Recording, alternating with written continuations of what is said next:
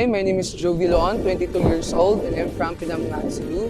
And I graduated Bachelor Industrial Technology, major in Civil sa CTU Pinamungahan Campus. Nakita ko po sa official Facebook page po ng KWC. Tas yun, na-excite po ako, tas nag-apply po ako agad. Nag-audition po ako kasi gusto ko po talagang kumanta and passion ko po talagang kumanta. And of course, gusto ko pong manalo.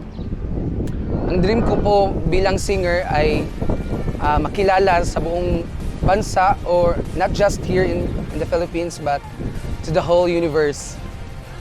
Ang inspiration ko po kapag kumakanta is si Janine Berdin kasi nakikita ko po yung katangian at the way siya kumakanta is nakikita ko po yung sarili ko po sa kanya.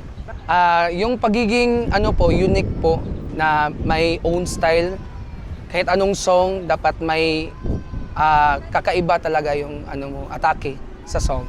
Gusto ko pong manalo sa KWC kasi po ito po yung gateway ko po sa pangarap ko po na makilala sa buong mundo po na isang singer.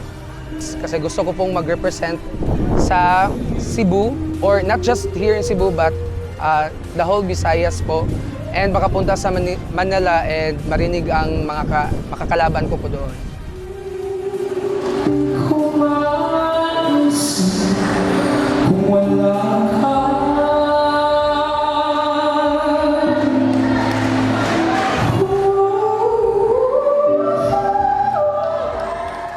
ka, pinili ko yung Kung Wala Ka kasi yung song na yan is isa sa mga biggest song ko po dito sa Cebu, and not just here in Cebu but isa po sa ginagamit ko po sa mga patimpalak sa iba't ibang lugar. Sundan mo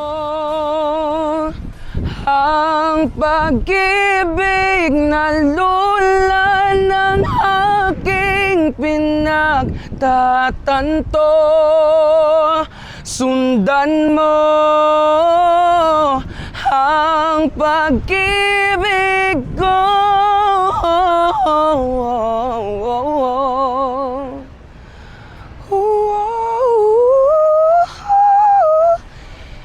Hindi ko maisip